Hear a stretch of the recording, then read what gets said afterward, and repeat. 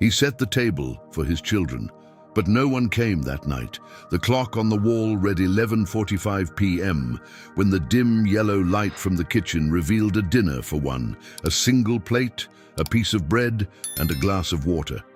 Outside, fireworks burst in the sky, reminding that while the world celebrated, inside that house there was only silence. Antônio, 78 years old and a widower for 10, ran his fingers over the empty plate as if trying to erase the absence. His children had promised they would come for sure this year. He believed them. He left the door unlocked because hope, like him, was stubborn. On the shelf, a framed photograph showed Donna Lúcia smiling. For 40 years, she had made sure to light candles every Christmas Eve. Since she passed away, Antônio had never failed to light one for her. He lit it again that night. The small flame flickered softly, as if it knew this was not a gesture of joy, but of resistance. "They said they'd come today, my love," he whispered to the photo. "Maybe they got stuck in traffic." Sometimes the loudest sound on Christmas is the silence of an empty chair. Scattered across the house were pieces of memory, old gifts stored in boxes, a nativity scene missing baby Jesus, a Christmas tree with dead lights. Everything seemed to wait, just like him. Antônio sat down and broke the bread. The crumbs hit the plate with a dry sound, too dry for a night meant for laughter. He looked out the window at the blinking lights from neighboring houses. He heard children laughing, people singing. He smiled out of habit, but the smile died before reaching his eyes. When the heart loves, it invents excuses so it doesn't feel forgotten. He stood slowly, walked to the door, and looked out at the empty street. The moon watched silently, a quiet witness. He went back inside, took his wife's photo, and placed it on the table beside the glass of water. "Merry Christmas, Lúcia." For a moment, he thought he could hear her voice answering from some hidden corner of memory. Outside, a car passed slowly. He lifted his eyes, hopeful, but the sound faded into the distance. He smiled to himself, with the quiet acceptance of a man who recognizes his own stubbornness. His wristwatch, stopped for months, still showed 11:50 p.m. Time, for him, no longer moved. It waited. He opened a drawer and took out a yellowed sheet of paper and a pen. He took a deep breath and began to write. His handwriting was shaky but steady, simple words filling the page. "My children, don't worry. Tonight, you don't have to rush." He stopped, looking at Lúcia's portrait. His eyes were full of tenderness and resignation. He knew no one would come, yet he kept writing, wanting to leave things in order before leaving himself. A soft breeze slipped through the window, making the candle flame dance. The sound of the pen scratching the paper was the only one left in the house. Outside, fireworks continued to explode, their colors reflected off the walls, painting the room in shades of red and gold. He looked up at the ceiling and smiled faintly. His eyes filled with tears, but he didn't cry. "Maybe next year the table will be full," he wrote. He folded the sheet carefully, placed it inside an envelope, and set it on the plate beside the candle. Then he turned off the kitchen light and walked to the living room. He picked up his wife's photo, rested his head on the armchair, and closed his eyes.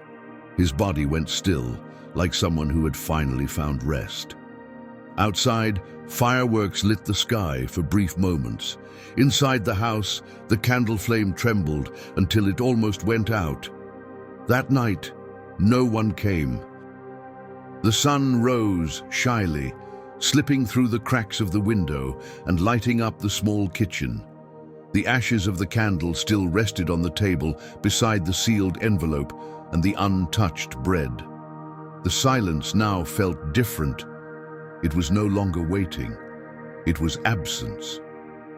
For many years, Antônio's Christmas followed the same ritual. He would wake up early, clean the house, spread the white cloth on the table, and set out the bread and water. He said it was his way of remembering better days and keeping the promise he made to his wife before she passed. Never let Christmas die inside our home. But time went by, and the children slowly drifted away. First came the rushed phone calls, then the voice messages, and one day, not even that. Each Christmas seemed a little emptier than the last, and still, he kept going. He was afraid that if he stopped, he'd be betraying her memory. The neighbors knew him well. Mr.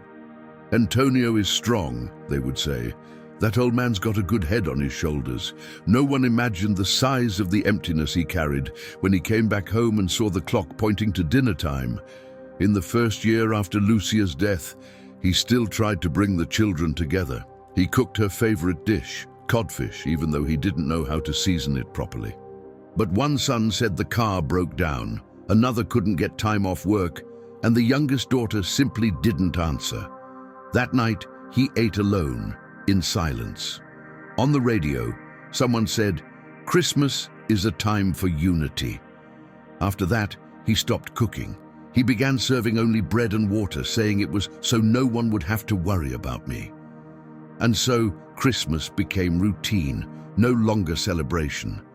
He still remembered when the house used to be full. The laughter of small children, the smell of roast turkey, the sound of Lucia's voice calling everyone to the table.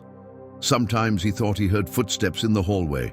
Other times he opened his eyes and realized it was only the wind brushing against the old doors. The previous year, his neighbor Donna Marta had brought him a slice of French toast and stayed to talk for a few minutes. That day, Antonio spoke more than usual.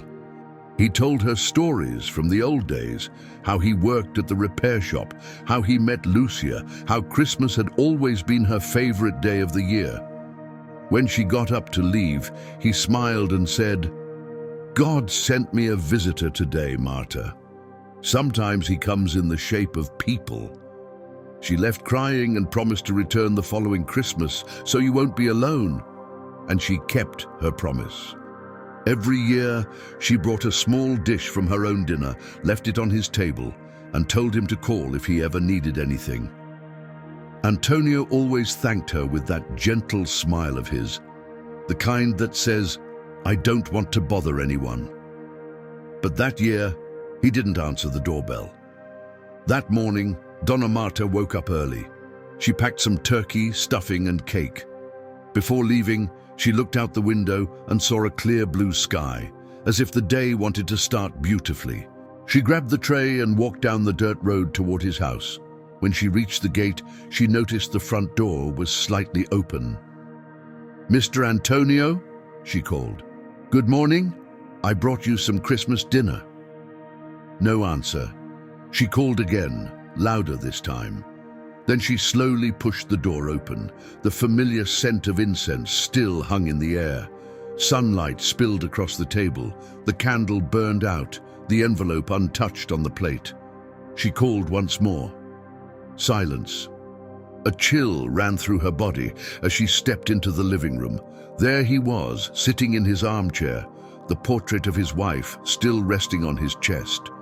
His face was calm, peaceful, like someone who had simply fallen asleep after a long day. For a moment she stood still, trying to tell if he was sleeping. Then she approached quietly, placed her hand on his shoulder, and understood. Her eyes filled with tears. She sat down in the other armchair and looked around the room, trying not to cry.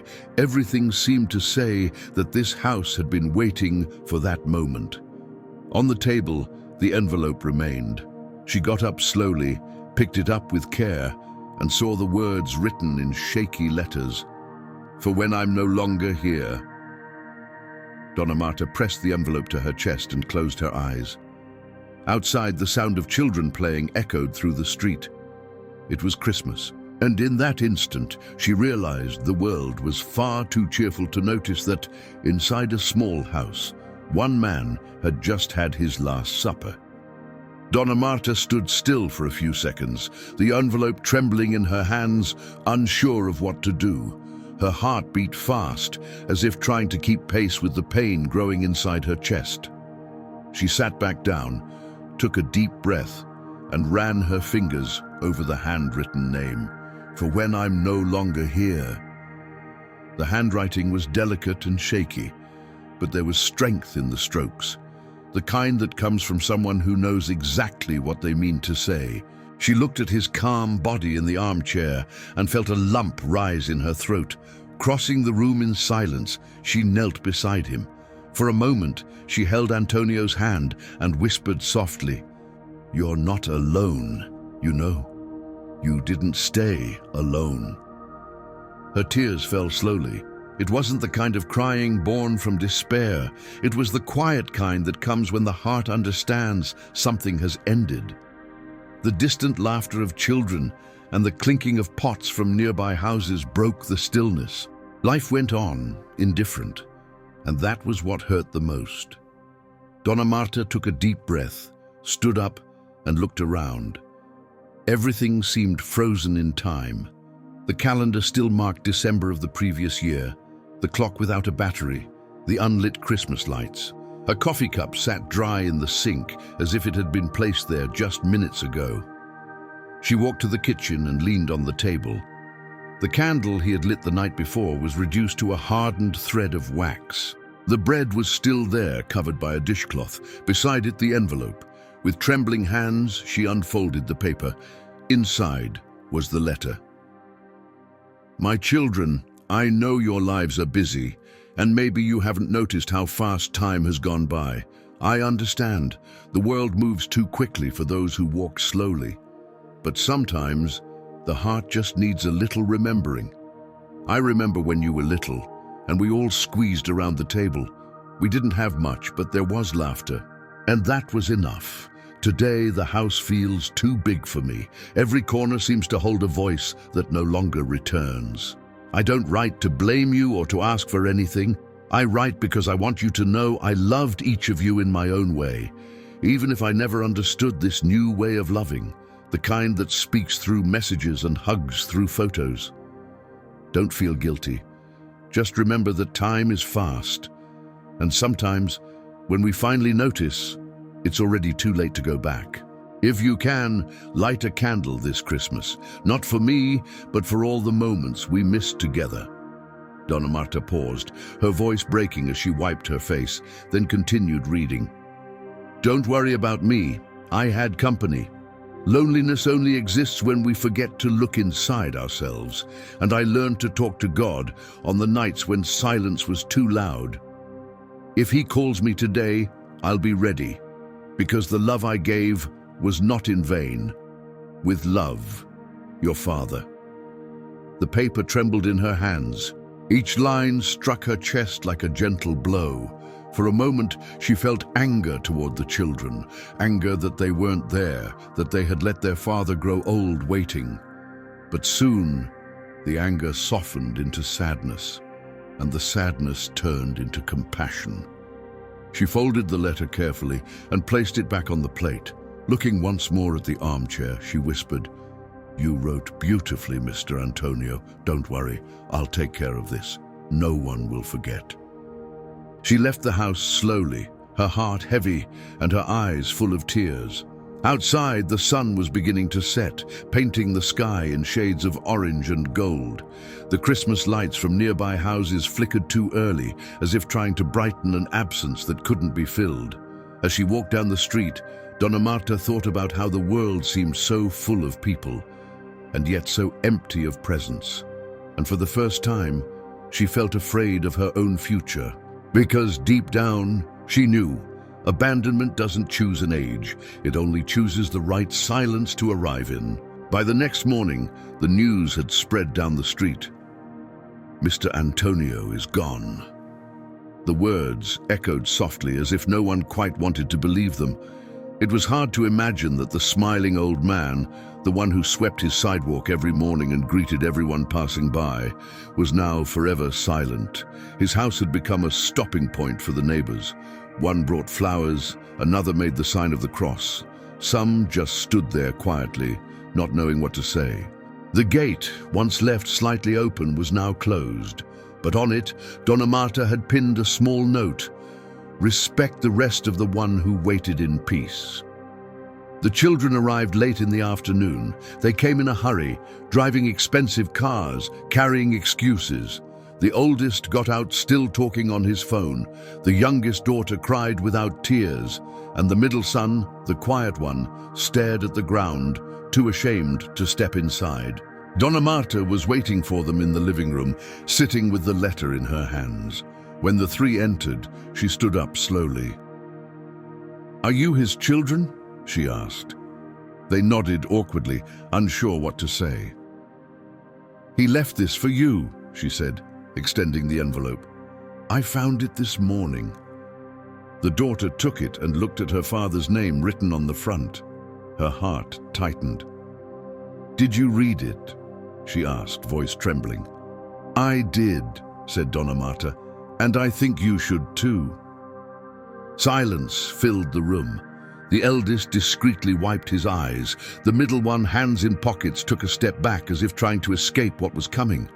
The daughter opened the envelope and began to read aloud. With every line, the air grew heavier. "My children, I know your lives are busy." She stopped, choked by tears. The middle son took the letter from her and continued, "I don't write to blame or to ask." His voice cracked. The oldest, who had been trying to stay composed, took the letter and read the final lines. When he reached, "I was not alone. Loneliness only exists when we forget to look inside ourselves." His voice disappeared. No one spoke for a long time. Outside, the Christmas lights flickered, mocking the silence inside the house. "We should have come sooner," whispered the youngest. "He always waited for us," said the daughter, almost in a sigh. "And we always had an excuse." Donna Marta took a slow breath and said gently, "He didn't wait with bitterness. He waited with love, and he left in peace." Her words lingered in the air, crossing the room like a cold wind. The oldest walked to the armchair where his father had passed and ran his hand along the fabric. "He sat here every day, didn't he?" "Every single day," she replied, "always with your mother's picture in his lap." He closed his eyes and rested his head against the armchair, as if trying to whisper an apology that would never be heard. The three of them stood there, staring at the floor, each carrying the weight of their own regret. Donna Marta watched in silence. There was nothing she could say to ease it. Some kinds of pain don't ask for comfort. They ask for change. As the afternoon faded, the children decided to stay a bit longer to sort through his things. When they opened the desk drawer, they found several small notes scattered inside, each written in big, shaky letters. "Come back whenever you can. No need to bring gifts. I just want to see you well." Each note was a gentle reminder of love, of waiting. Donna Marta helped them gather everything and placed it inside a shoebox, along with the main letter. Before closing the lid, she looked at them and said, "Keep this safe, not as a sad memory, but as a warning." The youngest frowned. "A warning of what?" she replied softly. "That no one lives forever waiting for the visit that never comes." Outside, the sky was beginning to darken. The first stars appeared, and one of them seemed to shine brighter right above the house. Donna Marta locked the gate and looked inside one last time. In the corner of the living room, the armchair. On the table, the empty envelope. In the air, a painful but peaceful quiet. And in that moment, she understood that Christmas, the silence of an old man, would teach more than any sermon ever could. That night, after the children had left and the gate was locked, the house fell silent again. But it was no longer the same silence as before. It was a silence filled with memories, filled with everything that could have been said, but wasn't. Donna Marta sat on the sidewalk for a while, watching the lights flicker across the street. There was a lump in her throat and a strange urge to cry and smile at the same time. Her tired face reflected a mix of peace and pain. Peace, knowing the old man had left serenely. Pain, realizing that love, when ignored, quietly falls ill. She thought of her own children. It had been weeks since she'd last seen them. Each lived in a different city. And for the first time, the fear of growing old alone began to live inside her. She remembered Mr. Antonio's words from their last conversation. When we grow old, Marta, time isn't what weighs the most. It's not having someone to share it with. Those words, spoken so simply, now sounded like prophecy. At the end of the street, fireworks started again, announcing the new year. People hugged, laughed, toasted. But Donna Marta couldn't stand up. She just sat there, looking at his gate, imagining the old man sitting in his armchair, smiling, the letter resting on his lap. A cold wind passed, stirring up a bit of dust. It seemed to carry away the last trace of Christmas. The next day, she returned to the house to help tidy things up. She wiped down the furniture, collected the candles, threw away old newspapers. On the table, she found a small notebook filled with short reminders, notes to himself: buy bread, call Anna, polish the shoes, wait for the kids. She closed the notebook gently. She realized that, without even noticing, Mr. Antonio had turned waiting into a routine. Waiting had become his way of staying alive. As she cleaned, Donna Marta felt her body grow heavy. She sat down for a moment and looked around.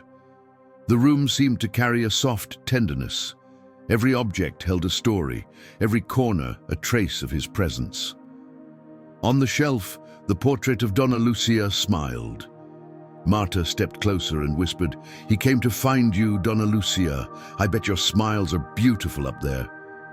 She closed her eyes and took a deep breath. The faint scent of candles and fresh bread still lingered in the air, as if time itself had stopped. When she finished cleaning, she took the key, stepped outside, and locked the door. But before leaving, she wrote something on the wall with white paint. Here lived a man who loved until the end. Then she walked home slowly, her body tired, her soul light. She knew that from that day on, Christmas would never again be just a date. It would be a reminder. Because deep down, what truly wears us out isn't age or time. It's the emptiness of having no one left waiting for you. The next morning, the street felt different. The wind blew softly and a respectful stillness hung in the air. People passing by Mr. Antonio's house slowed their steps, as if their bodies instinctively understood that this place deserved a pause. Donna Marta arrived early, carrying flowers and a small rosary in her hands. She found two neighbors standing by the gate, one holding a bottle of coffee, the other a loaf of fresh bread. No one had planned anything, yet everyone knew they needed to be there. The door was open, and sunlight streamed through the window, bathing the room in gold. On the floor remained the faint outline of the armchair, and on the table, the envelope she had placed back the night before. Donna Marta looked around and felt a strange peace. It was as if the silence itself whispered that the old man had gone in peace. Soon, more people began to arrive. An elderly woman he used to help with her groceries, the baker's boy, a child who sometimes swept his sidewalk in exchange for candy. Each brought a small memory of him. The baker's boy said that the last time he saw Mr. Antonio, the old man had asked for 2 loaves of bread. "One's for today," he'd said, "and the other's for when I'm no longer hungry." At the time, the boy had laughed, thinking it was a joke. Now, remembering it, his eyes stung. While the body rested in the living room, people spoke softly, sharing simple memories. None were grand or extraordinary, yet each one carried affection. They were stories of someone who had lived gently, quietly, but had left behind traces of kindness in every gesture. Donna Marta watched the children standing beside the coffin. They didn't look at each other, as if guilt were a mirror no one dared to face. The daughter held the folded letter, the youngest had red eyes, and the eldest tried to hide his emotion by talking about papers and deadlines. When the priest arrived, he spoke only a few words. He said that some lives teach more through silence than through speeches. He also said that faith is sometimes nothing more than continuing to be good, even when no one sees. During the sermon, Donna Marta thought about how the loneliness of one man had gathered so many people. It felt like his farewell was a calling, a quiet reminder for everyone rushing through their days that love also needs presence. After the burial, the small group returned to the house. Someone had hung a wreath of dried branches on the gate with a handwritten note, "Here rested the one who never stopped waiting."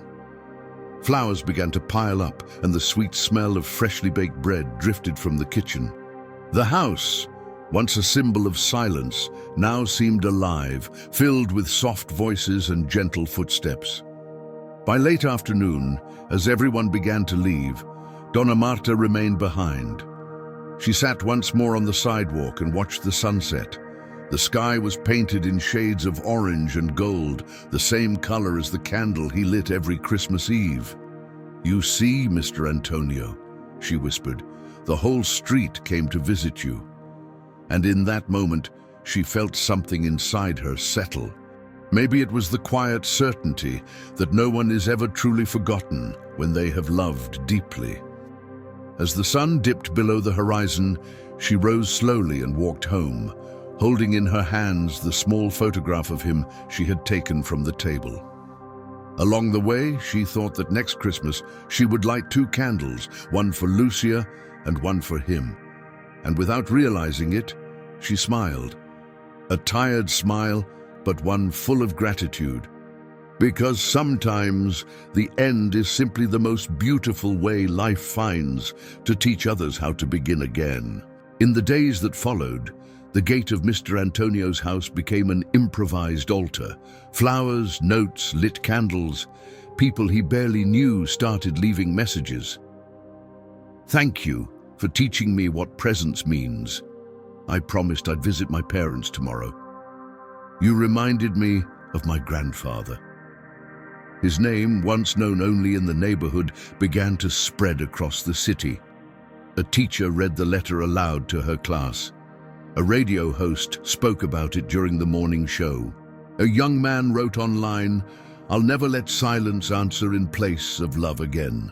That simple handwritten letter crossed borders he never imagined reaching. Strangers from far away said they cried, said they called their parents, said they lit a candle. It was as if the final act of a lonely man had become a spark of collective hope. Donna Marta watched everything from a distance, amazed. At first, she found it strange that so many people showed up. But then she understood. The old man's quiet love had found its voice in the hands of those who still had time to change their own endings.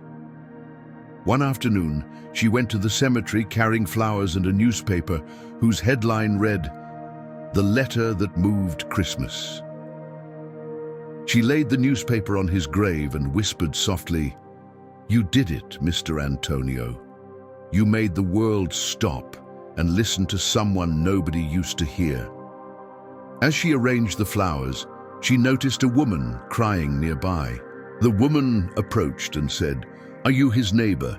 I read the letter. I came to say thank you. Yesterday I visited my father for the first time in years." Donna Marta smiled gently. "Then he's still doing good," she replied. The two stood there in silence for a while. The breeze drifted through, carrying the scent of flowers and the faint sound of distant church bells. Before heading home, Donna Marta stopped by his gate, the place where it all began, and pinned a new note. She wrote slowly, neatly, firmly, as if speaking for him, "If you have someone to love, don't wait for time to remind you of what your heart already knows." By the next morning, the note had been photographed and shared hundreds of times. People commented, shared their own stories, asked for forgiveness, and sent late-night messages saying, "I love you." And so, from a loaf of bread and a glass of water left untouched on a table, a wave of love began, one that reached across the silence of many homes. Some called it coincidence, others called it a miracle. But Donna Marta knew it wasn't a miracle, it was consequence. Because love, when it's real, always finds a way to keep speaking, even after the voice has gone silent. The wake was held in the small hall of the neighborhood church, the same one where he and Donna Lucia had been married more than 40 years ago. The simple white walls reflected the soft glow of the candles surrounding the casket. The air smelled of flowers and of time. A lot of people came, those he had helped. People who once received a favor, a smile, a kind word.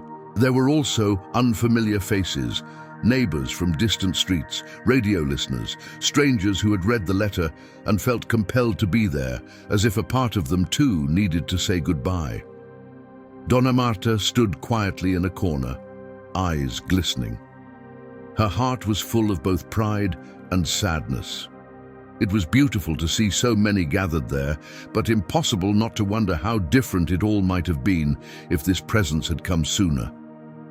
His children stood close to the casket. The youngest daughter wept endlessly, repeating that she should have come earlier.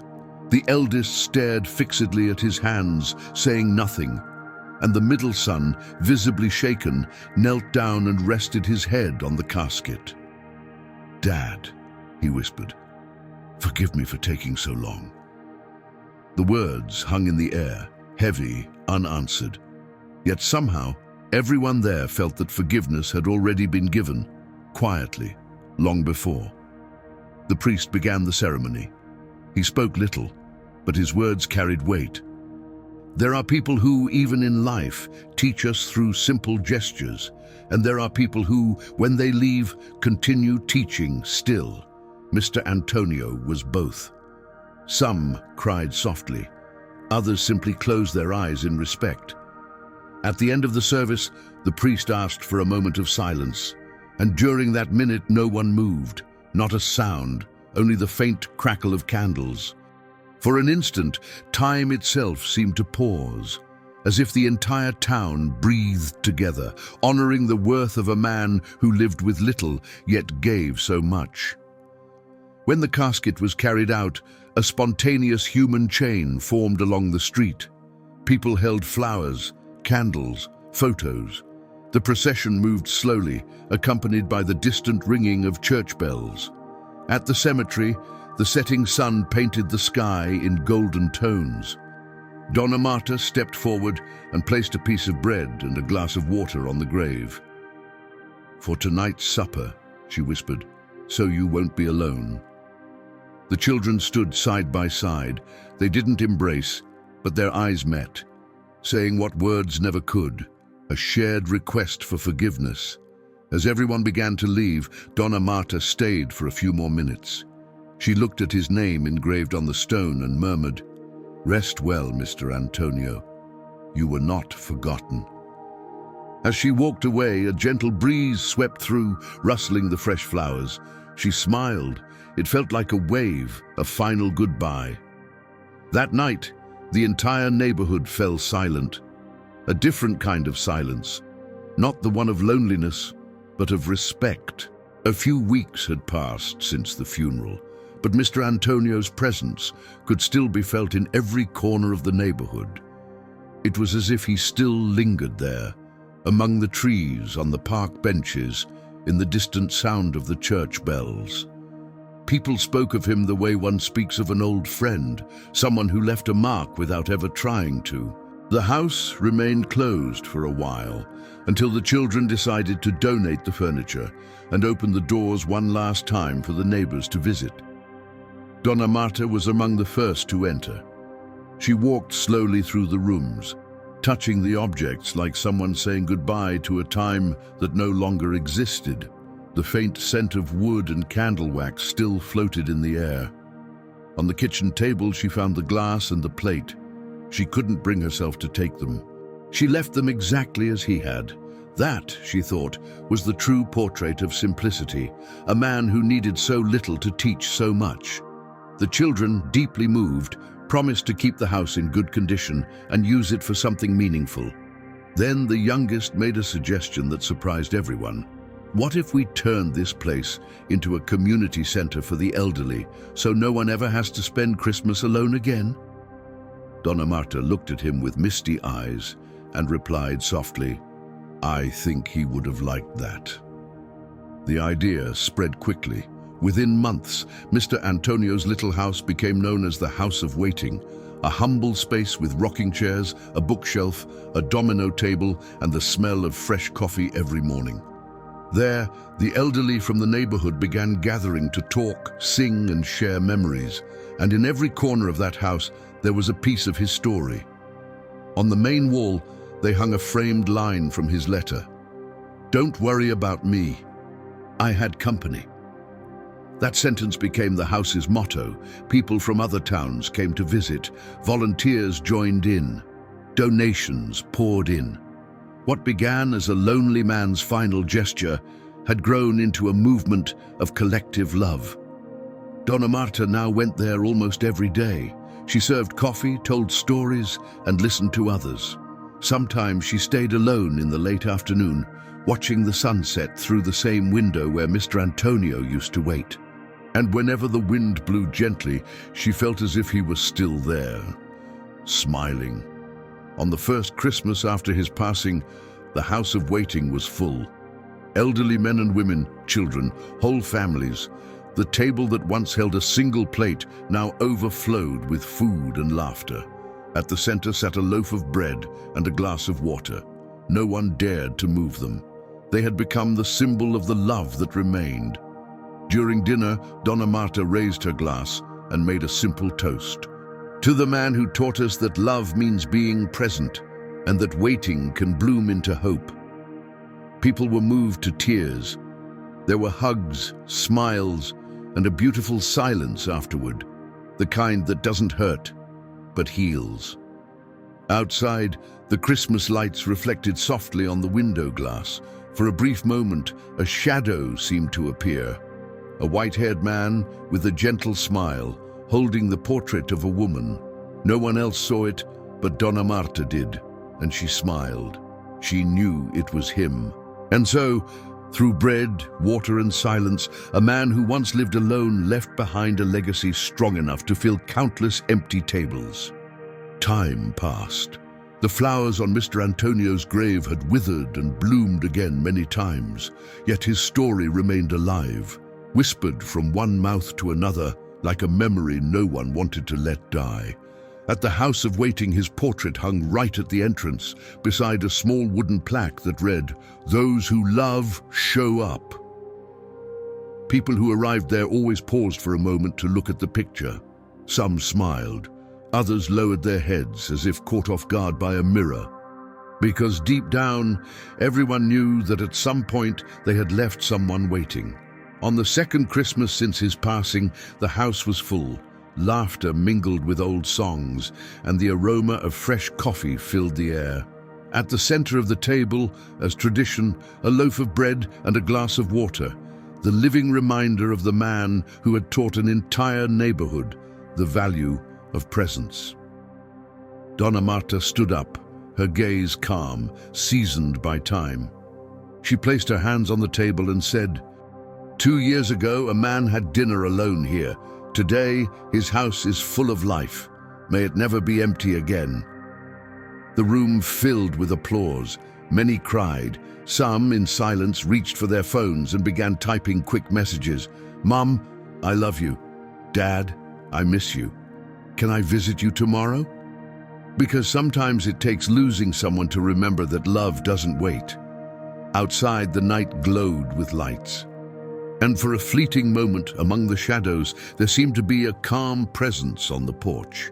A man with a gentle smile, watching the dinner he had always dreamed of having again. A soft breeze passed, stirring the candles and the bread on the table.